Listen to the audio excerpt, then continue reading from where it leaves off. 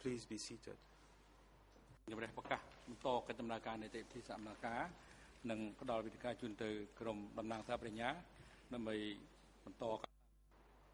The chamber once more gives the floor to the prosecution to continue examining the witness. Thank you, Mr. President.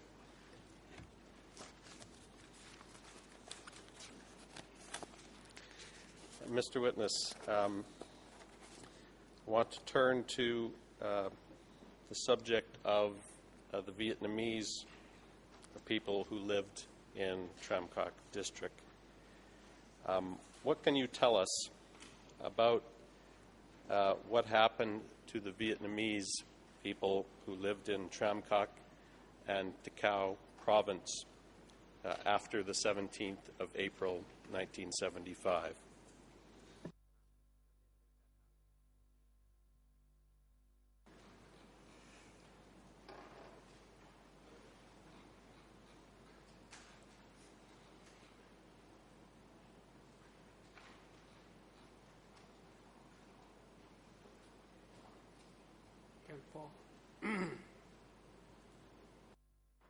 Answer?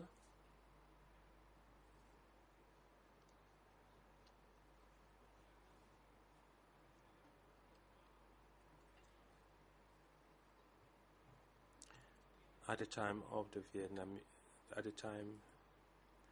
Vietnamese soldiers were everywhere in Tam Coc district.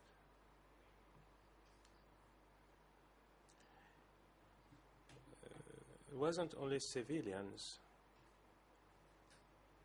There were soldiers everywhere, including in the forests.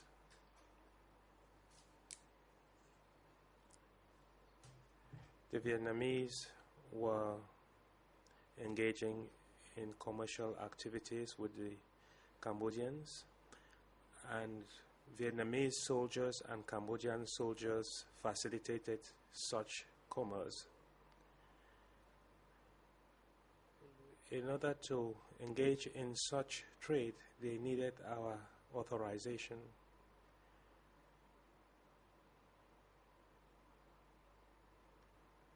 They bought rice wholesale. That's the Vietnamese bought rice wholesale. At the time, the party had agreed with the Vietnamese in order to sell goods to the Vietnamese, and then the Vietnamese would return to Vietnam. I'm talking of Vietnamese soldiers.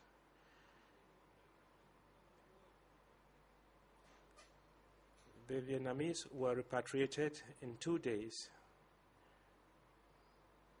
We also requested that Vietnamese civilians as well as Vietnamese troops be repatriated. So they went back to Vietnam one after another.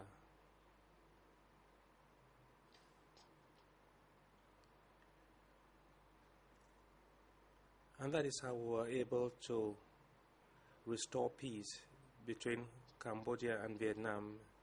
There were armed conflicts between Vietnamese and Cambodians.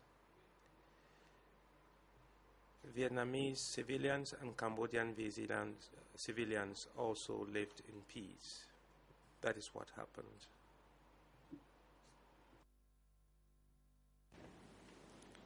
And what was the reason that Vietnamese civilians as well as soldiers were repatriated? What was the reason that all Vietnamese and not just the soldiers were asked to leave the country?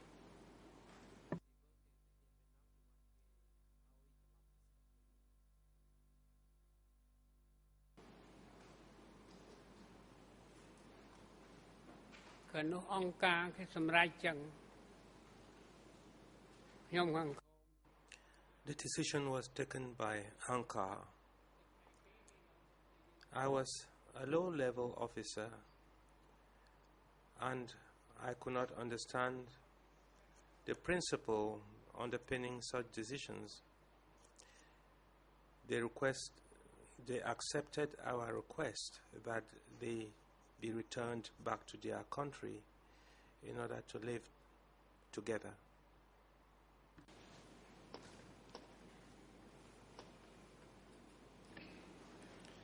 Did the district receive any instructions on what to do if there were Vietnamese who refused to leave and who stayed in Tram Coc?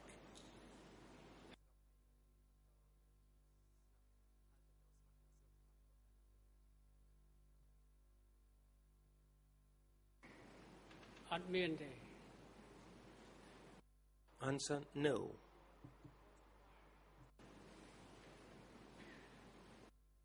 Vietnamese who had married Cambodians and who had children with them, that is,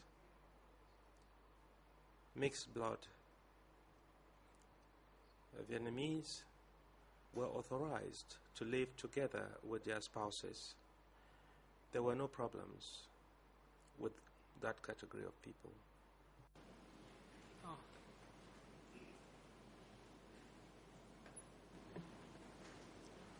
Just to make sure I understood correctly, you're saying that Vietnamese who had married Khmer were allowed to stay at this time? Did I understand that correctly?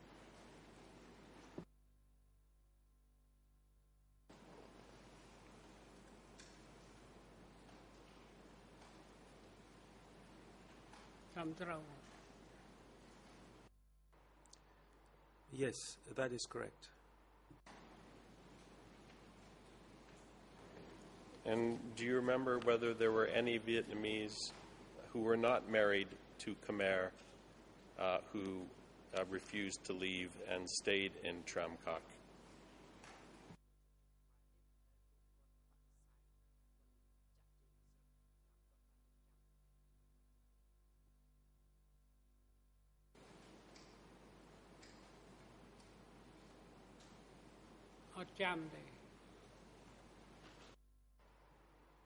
I do not remember.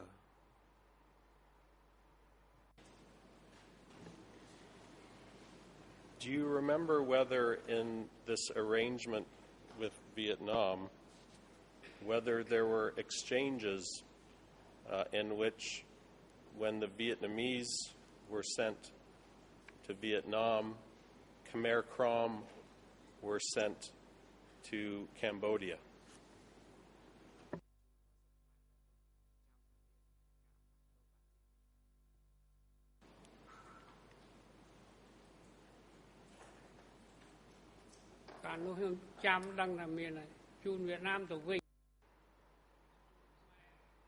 All I remember is that Vietnamese were sent back to Vietnam by Khmer Krom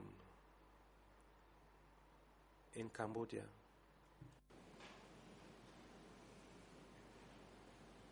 That is all I remember.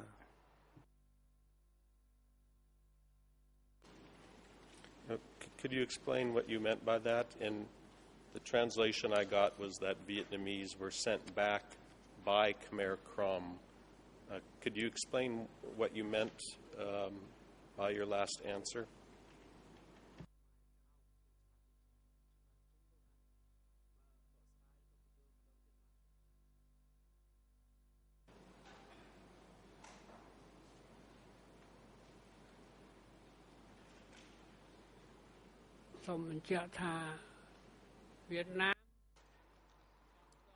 Answer: I would like to specify that the Vietnamese army was organized in the territory of Cambodia following some negotiations with Cambodia, and after that Cambodia asked Vietnam to repatriate Vietnamese back to Vietnam, and we subsequently asked Vietnamese civilians to go back to Vietnam, so they all left and went back together to Vietnam. អនុញ្ញាតឲ្យនៅ But as for mixed couples, that is Vietnamese who are married to Cambodians, were allowed to continue living in Cambodia.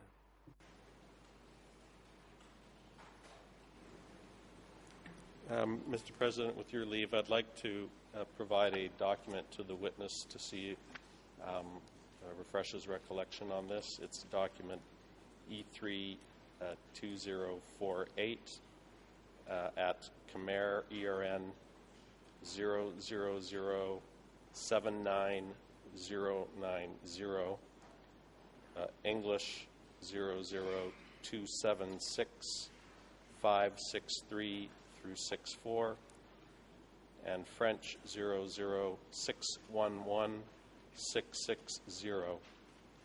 again, it's E3/2048. With your leave, may I provide a copy to the witness?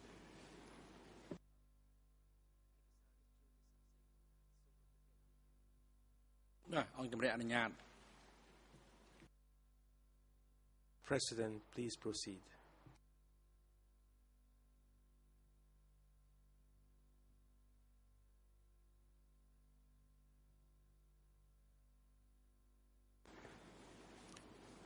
Mr. Witness, the document that I've provided to you is a report sent from a Popol commune, a person named Chorn, in early May 1977.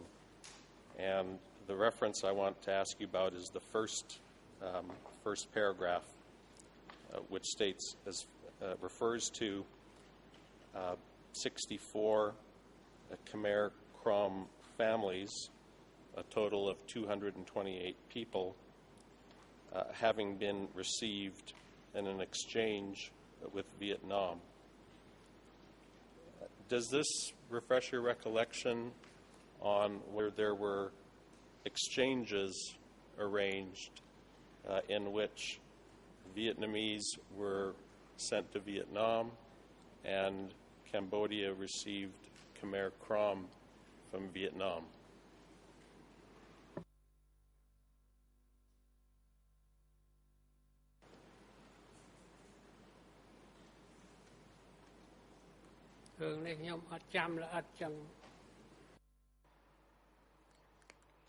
I do not recall the details of such an exchange. The person in charge of this particular task was Com, and he worked in collaboration with Chon.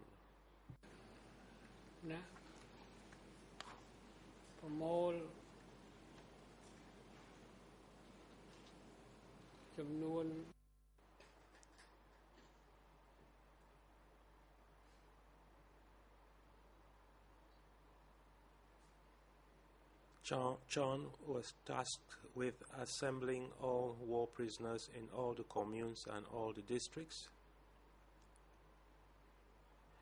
and he would report the number of these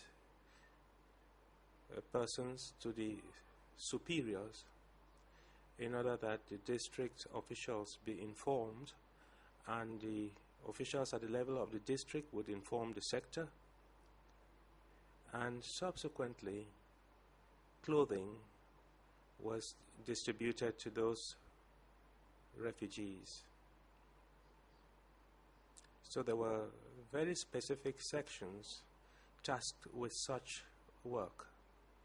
That is all I can tell you.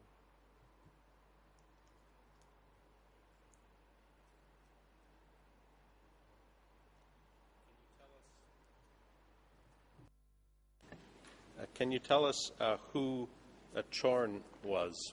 What was his position in Tram Kak?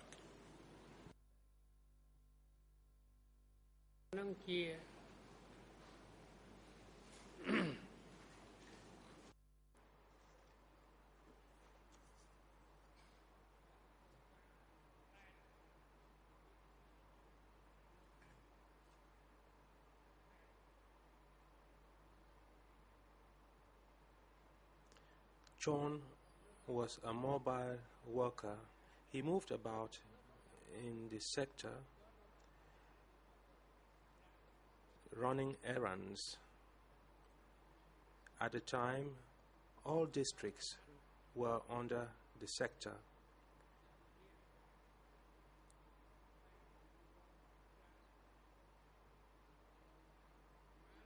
So he went about carrying out work relating to refugees to find out how many refugees were in one district or the other. And he was the one who knew where the Vietnamese were located.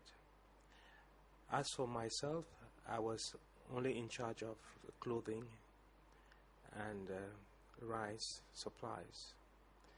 That is the summary I would give of the situation at the time.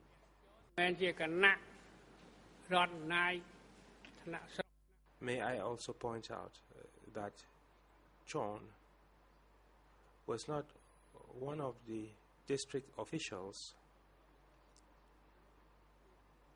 nor was he an official at the level of the province. At the level of the province, there was a cadre who moved about, who went into the field to assess the situation in order to report back to the superiors.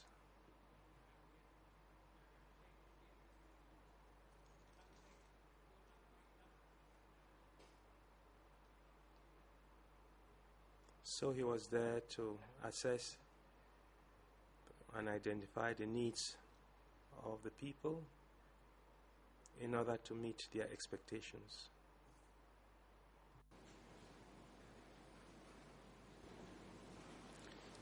This person, Chorn, who we've been talking about, was this the Chorn who was the husband of Ye Bun?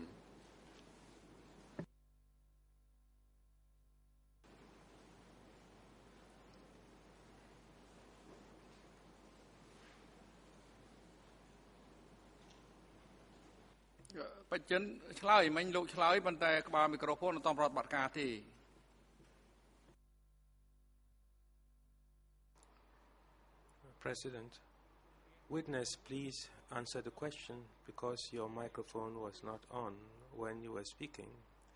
Witness, Chorn was indeed Bun's husband. Bun was the party head at the level of the commune, that is Chentong commune.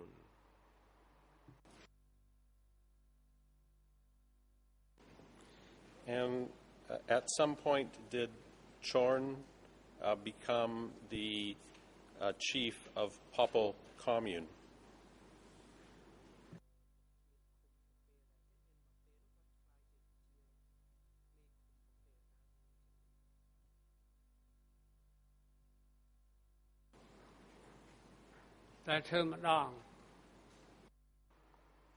Yes, he was chief of that commune at a point in time, for a very short time.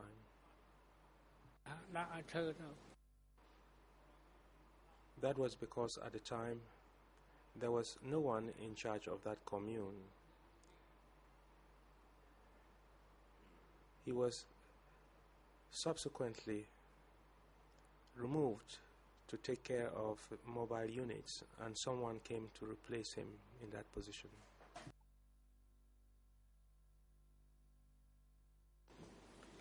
You've described how Chorn had this task of assembling all refugees and then reporting to his superiors. Are you referring to people who were Khmer Krom refugees who had left Vietnam and entered Cambodia? Is that who you mean by refugees?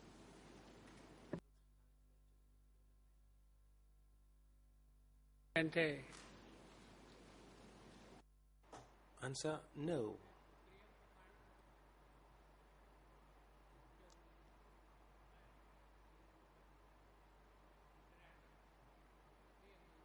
During the war period, inhabitants of Kirivong, Karandan sought refuge in Tramkok, so he was in charge of keeping track of all those refugees, assessing their numbers. In fact, he did not assemble those refugees. All he did was to do a head count of those refugees and report back to the district level.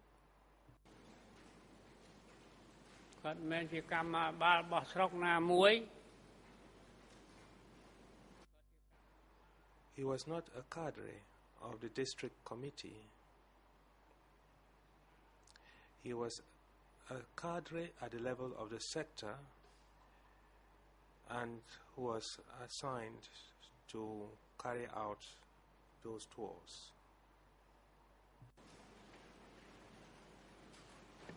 And the one thing I want to clarify and make sure I understand because of translation, the people that Chorn had responsibility for reporting on, who you call refugees, were these just people who had come to Tramkok from Kiravong, or were these all evacuees, all new people who had come to Tramkok after 17 April 1975?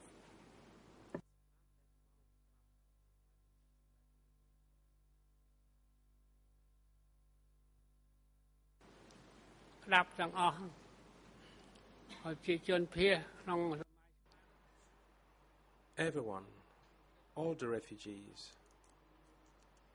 all the war-displaced persons, his task was to do a head count of all those people.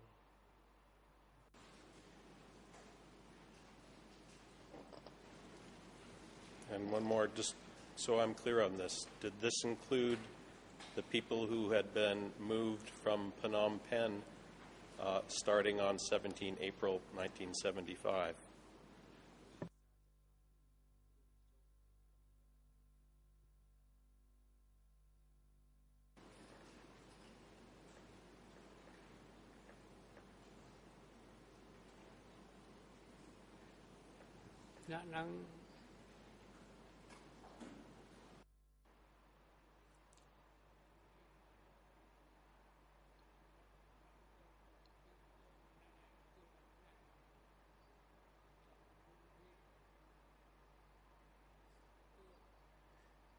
The evacuees were counted at the level of the district, and since there was a lot of work, officials at the level of the sector also did that work. If the sectors could not do such work, the matter would be reported back to Tamok himself. That was the situation at the time. I was in my village. I cooked noodles in order to feed all these evacuees. I also housed them in the homes of the villagers.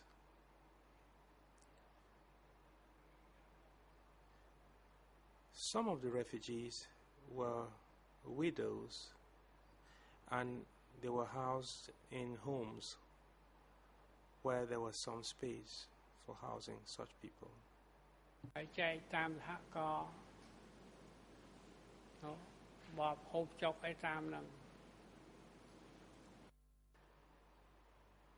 They were also sent to cooperatives where they were given ordinary food rations on the same footing as the others. They received the same rations.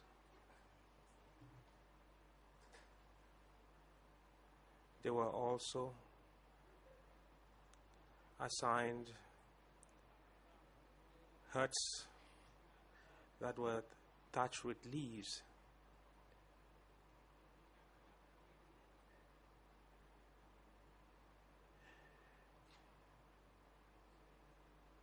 Some of them also attended stage performances for purposes of educating them. Our objective was to make sure everyone lived in a good neighborly manner. There were 6 million inhabitants in our region. That is the 6 million refugees who had been evacuated from Phnom Penh. So, before the country was liberated,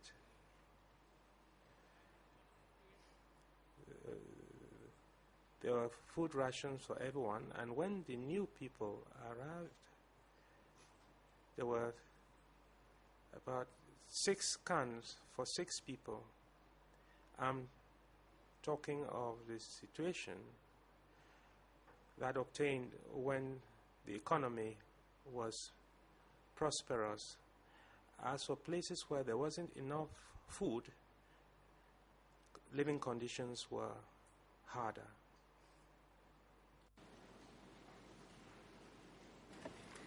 Thank you, Mr. Witness. Let me turn to some questions, specific questions about the new people, the evacuees who came to Tramcock after 17 April 1975.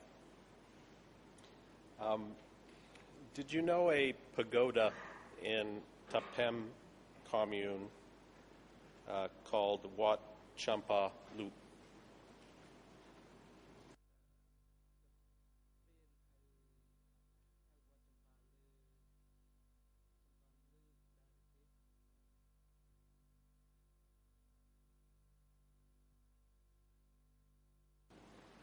What? Popel.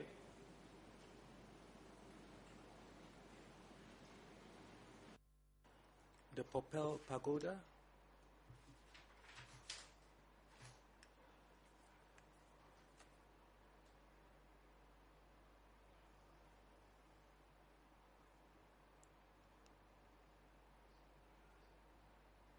I know the pagoda, but what you have said is not quite accurate. I know Popel Pagoda.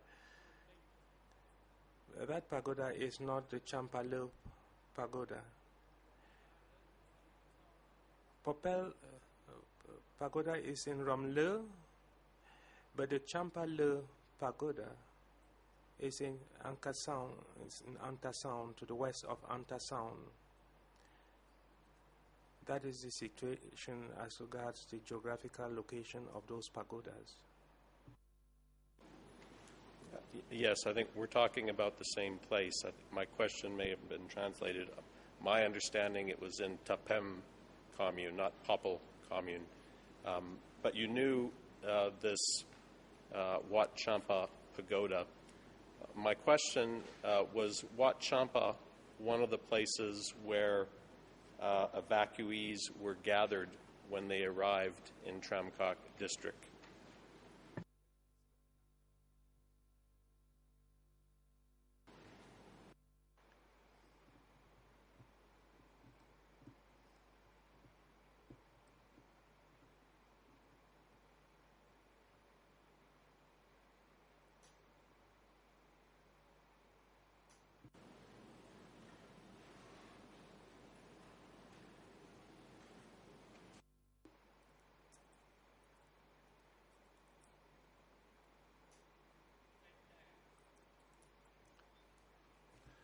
I do not remember.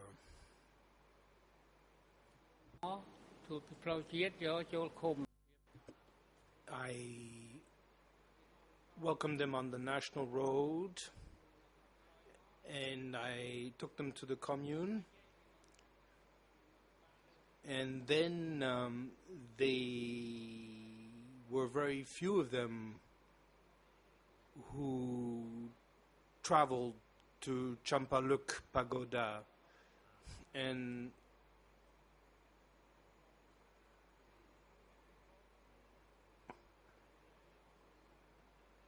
where commune representatives had come to welcome them and feed them.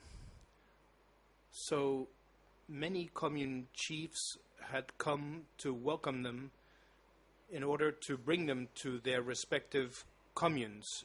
The welcoming committee was there, Tamok was there, and the number of evacuees that they were to take in had been decided by their superiors, and once they arrived at their destinations, they were housed and they were clothed, they were fed. That's all I can say about this.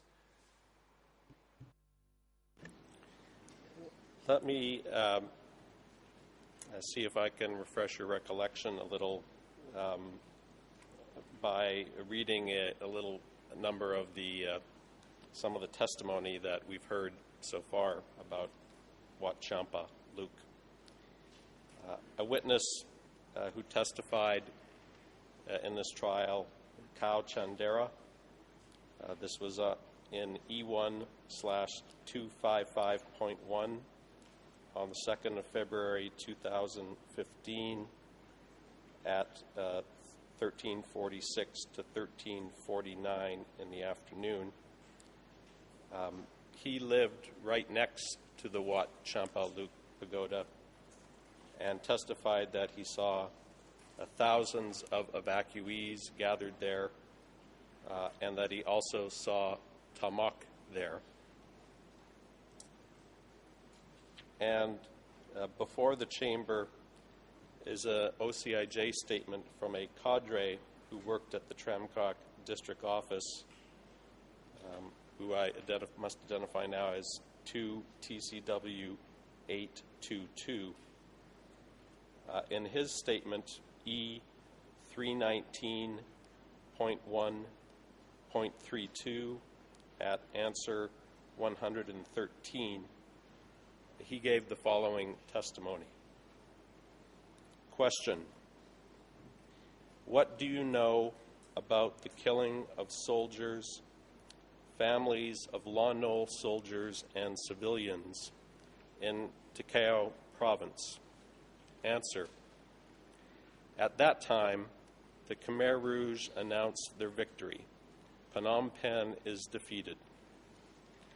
After that, people were evacuated from Phnom Penh to Wat Champa Luke Pagoda, located 3 kilometers on the west of Ang Tassam, Tramcock district. For 7 days, the Khmer Rouge made propaganda that they were seeking soldiers with rank to register their names. Having rounded up these people, they took them away. This was their common practice. Hundreds and thousands of people were taken away. Having taken all these soldiers with rank, for example, 2nd and 1st lieutenants, only ordinary people remained. End of quote. Mr. Witness, does that refresh your recollection about what happened at Wat Champa Luke Pagoda after the 17th of April, 1975?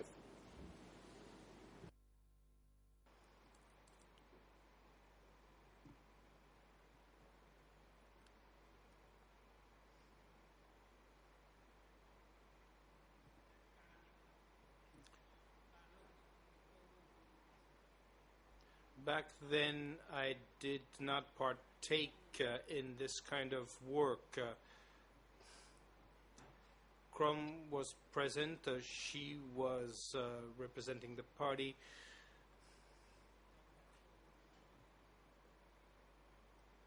I had not yet been promoted to member of the district committee.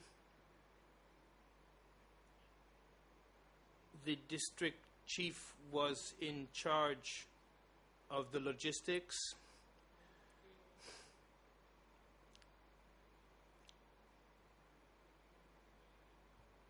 So I was in Chengtong commune back then, and Com was in charge of Popel commune.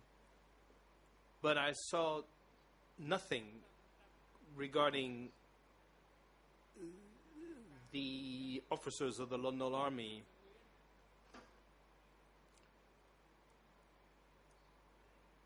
I suspected that these kinds of measures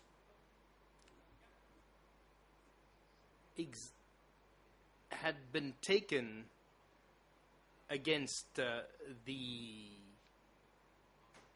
bad elements, but no one dared to say anything. Everybody was quiet because we had to toe the line, follow the political line. We were expected just to do our work and just to focus on our work. As we say in Khmer, everyone for himself. That's it. So I experienced this terrible regime like everyone.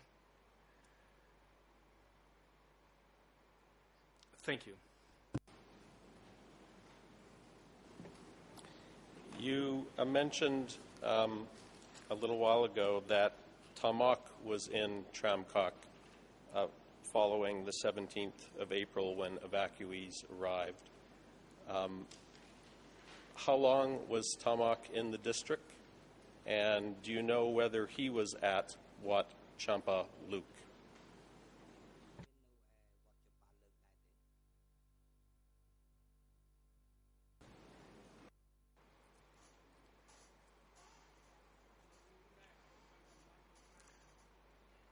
He stayed there for a while, but I cannot tell you how long exactly. At Champaluk Pagoda, he was there, as well as at Ong Tasom.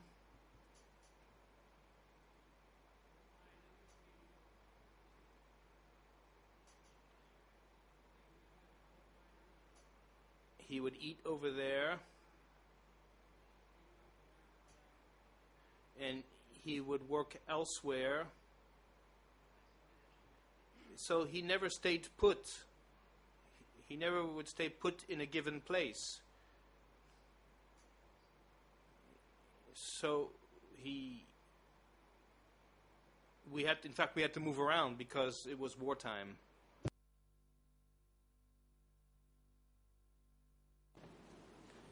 Mr. Witness, there are also a number of references to Wat Champa Luke and to what happened to Lon Nol officers immediately after evacuees arrived in Tram Kak. There are a number of references in some of the surviving documents that I'd like to read to you now to get your response. In document E3/2107, E3/2107, this is a Krang Tachan notebook. And the notes at Khmer ERN 000-68050, English 00290-205 through 06, and French 00655-726. These are notes for a prisoner named Chu Sovan, and they state as follows, quote, "His father was sub-district chief. Anka made the assignment from Wat Champa. He is dissatisfied that Ankar arrested his father and took him away."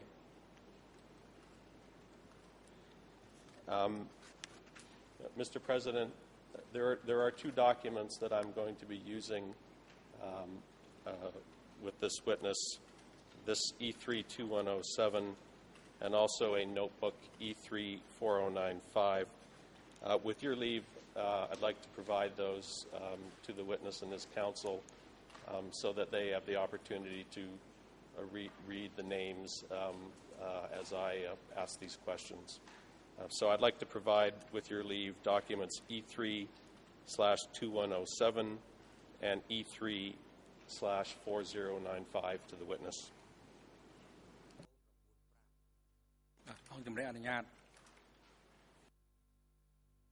Please proceed.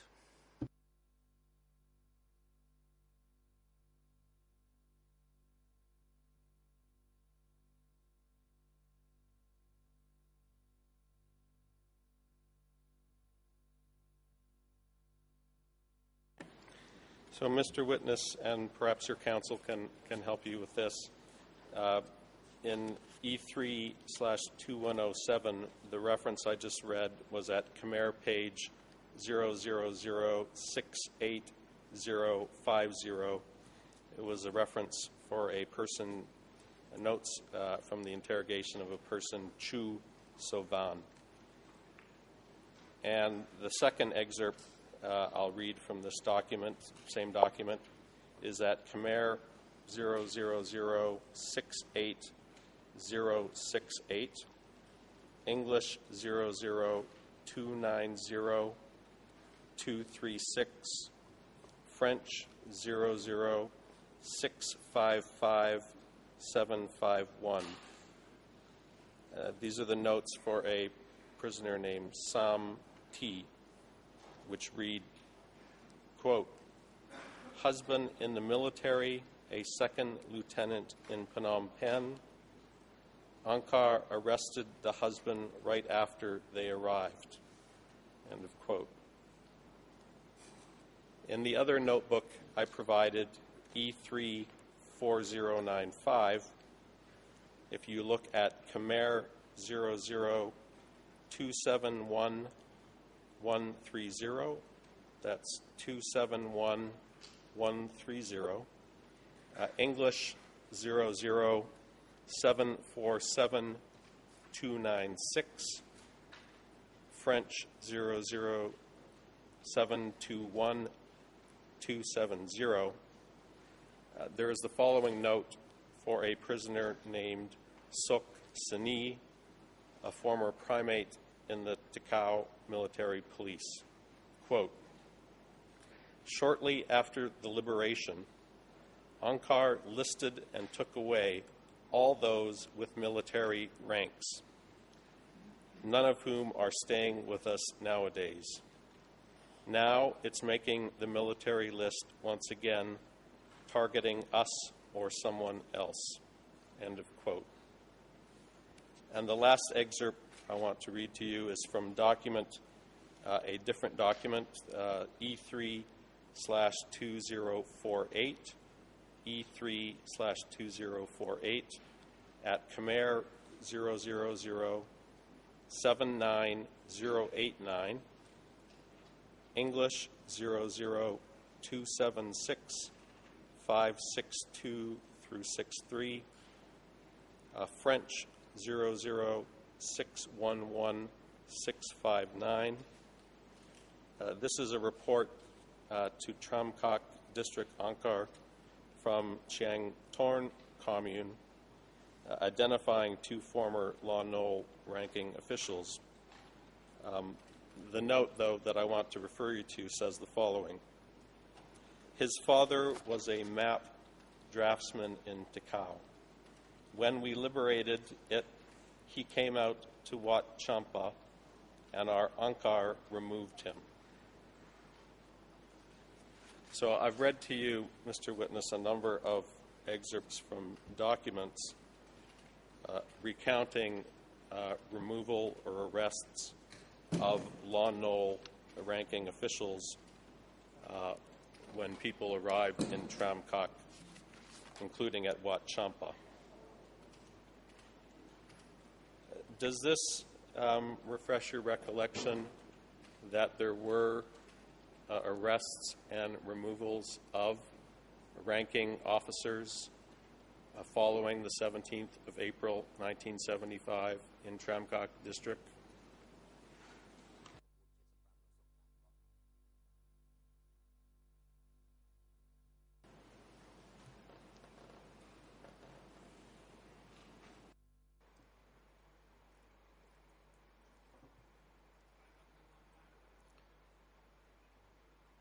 I was not aware of this.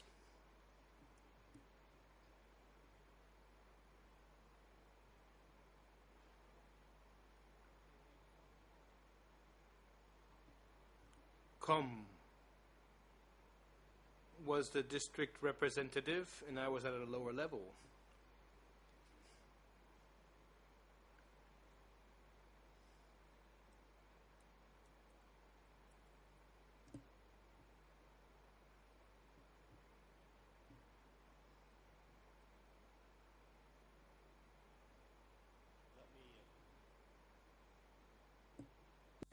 Let me ask you about something that you've previously testified about then.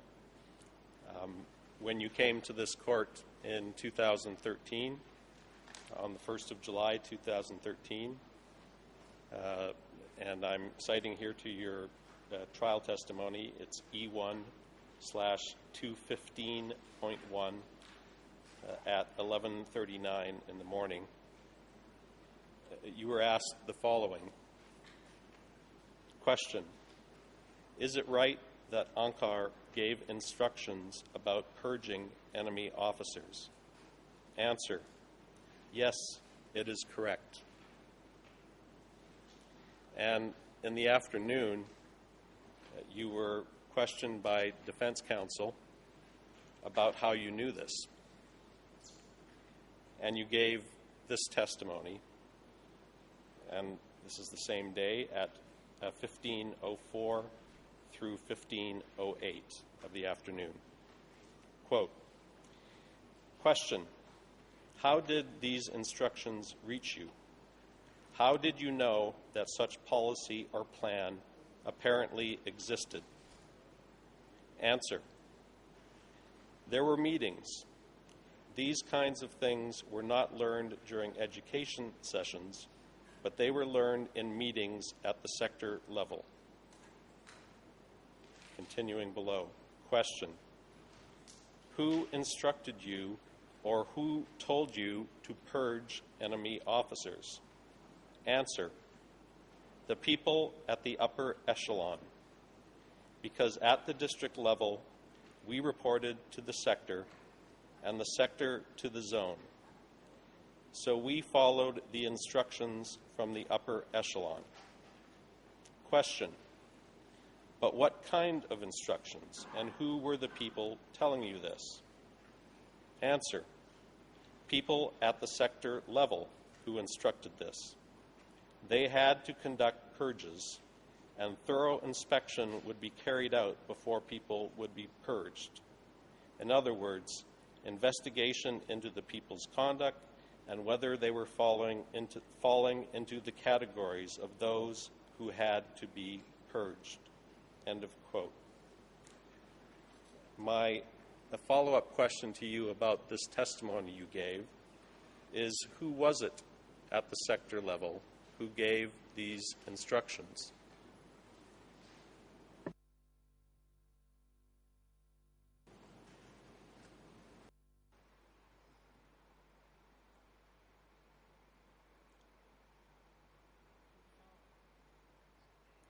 It was Som, alias Tom.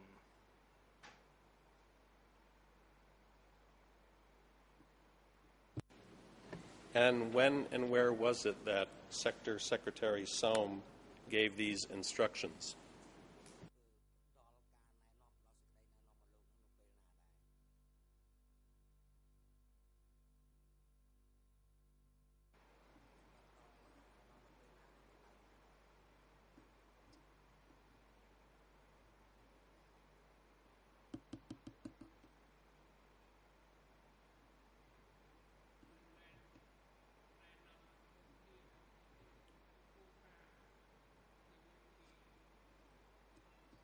Normally,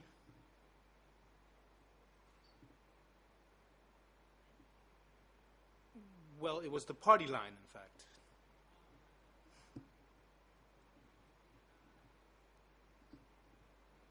We had to distinguish the bad elements from the good elements, but he did not give us instructions to purge these people. When I said that this kind of solution had been the right one, maybe I was mistaken. So maybe my answer was not quite right. And sometimes I answered erroneously to the questions, and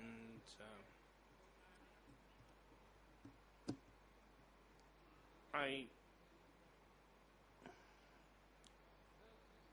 could not correct myself.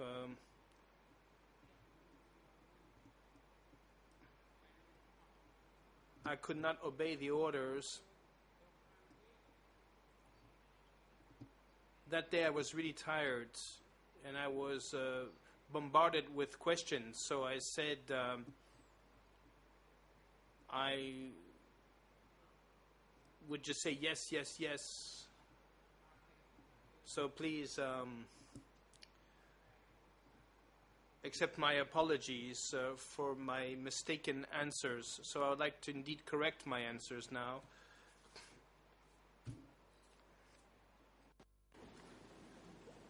Could you explain what you mean by that? You just said that it was the party line to purge bad elements.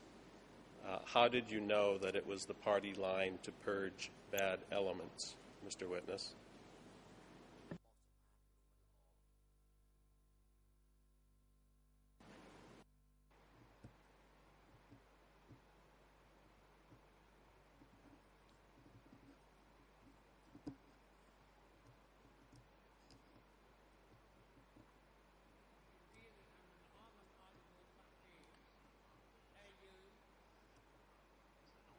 Well, according to the politics of the party, when we were told that they were bad elements, this meant that these elements are not good elements for the party. That's all I understood from this policy, from this party policy.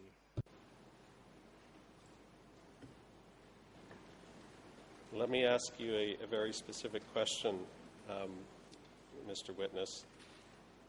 The instructions that were provided to the district, did the district receive instructions from the sector about whether there were certain ranks of Law Knoll officers who were to be purged?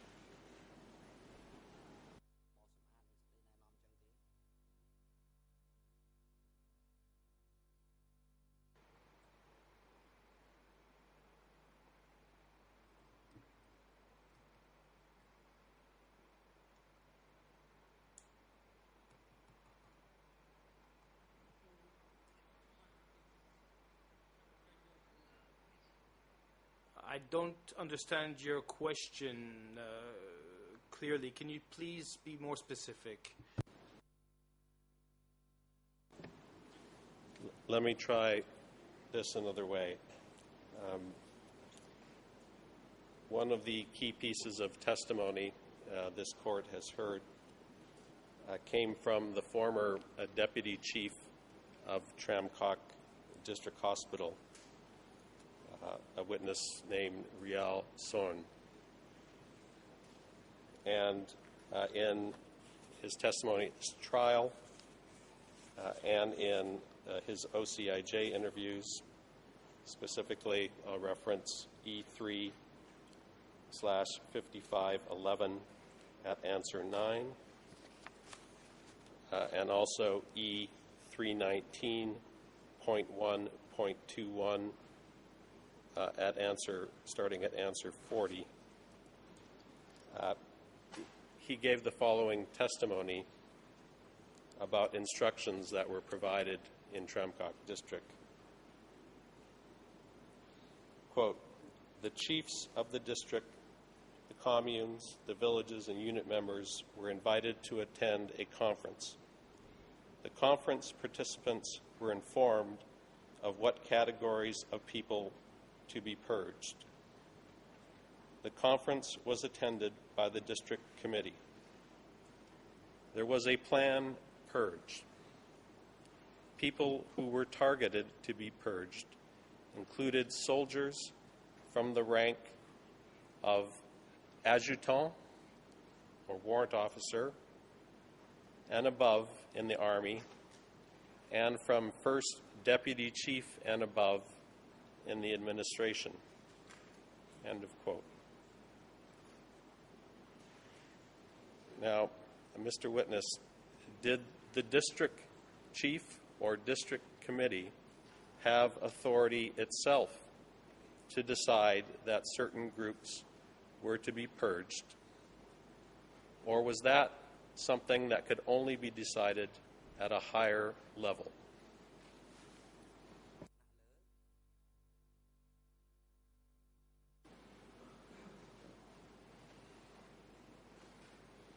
Carno.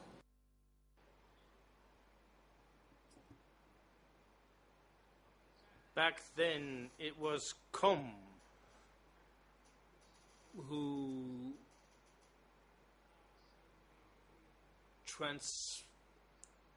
who passed on this measure aiming at eliminating officers. And I didn't do anything.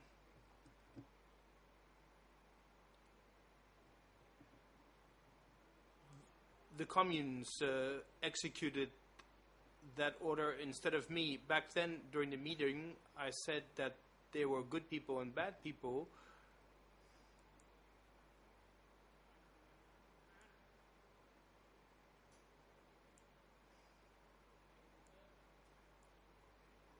So, since I did not do this work,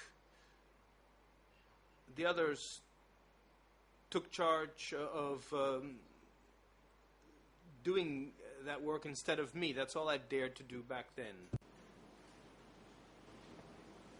Mr. Witness, no one is saying that you were responsible for these purges. We're trying to find out where these instructions came from. My question to you was, did the district chief have authority to make a decision like this herself, to decide that certain groups were to be purged? Or was that something that could only be decided by a higher level than the district?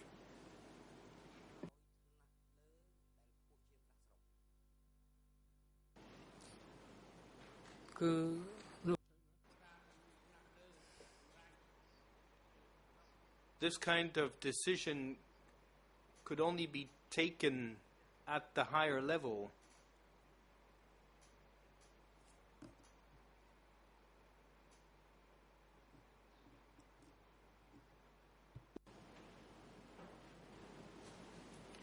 Now, in your testimony back in 2013, you also told the court about a political training session you attended for about 20 days in Phnom Penh, at which Noon Chea was the instructor.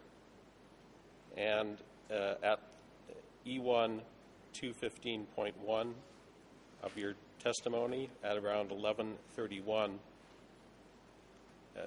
you gave the following testimony. Question: when Noon Chea was teaching you, did he ever cover subjects like internal and external enemies? This was your answer. Yes, he did. He covered all aspects.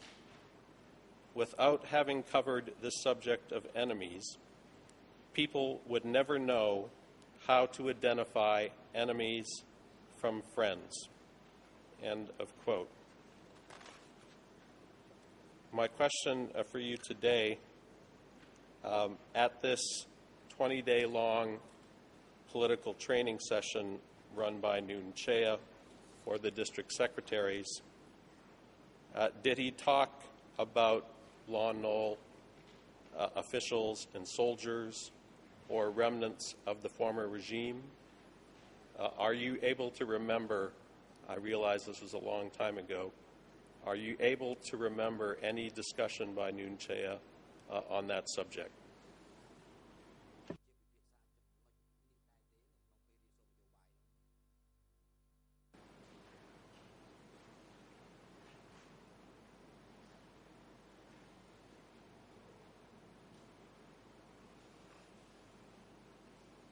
មិនចាំយូរណាស់ហើយ I do not remember because that was a very, very long time ago. រឿងតែរៀនសូត្រពីមេគា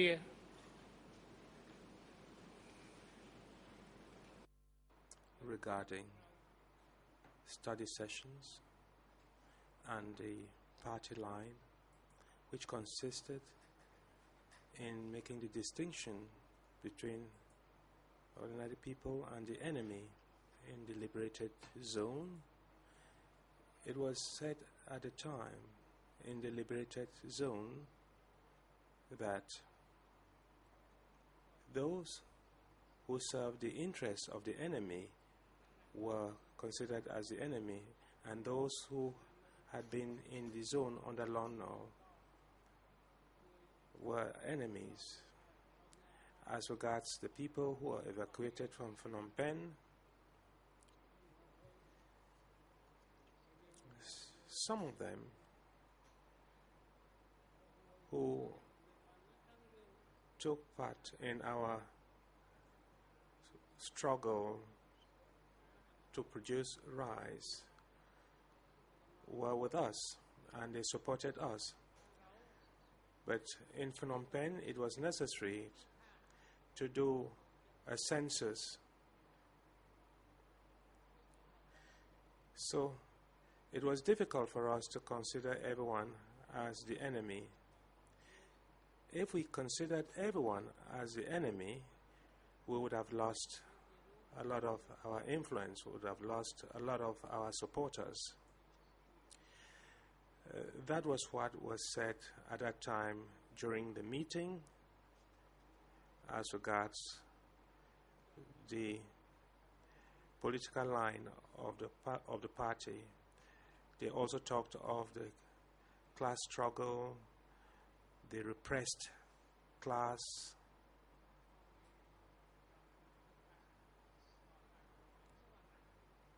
and the oppressors, the class that was oppressing the others.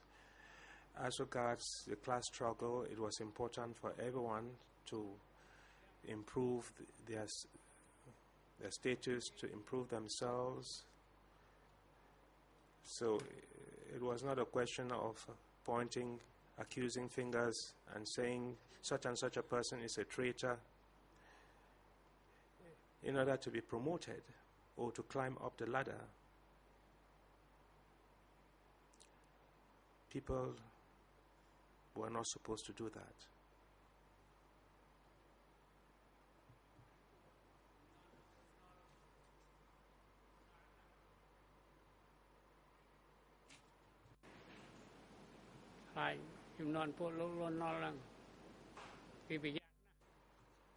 We were afraid of Lonnal's men.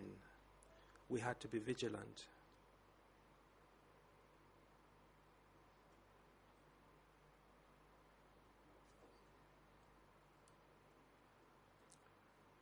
Well, that is all I can tell you, Mr. President. Mr. Big Chem, thank you. Thank you, Prosecutor. It is time for us to take the lunch break now. The hearing will resume at 1:30 p.m.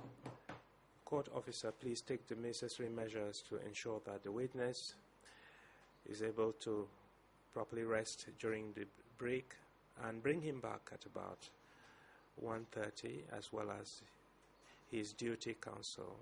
Security officers, please lead the accused back to the holding cell and bring them back to the courtroom at 1:30 p.m. The hearing is adjourned. Please rise.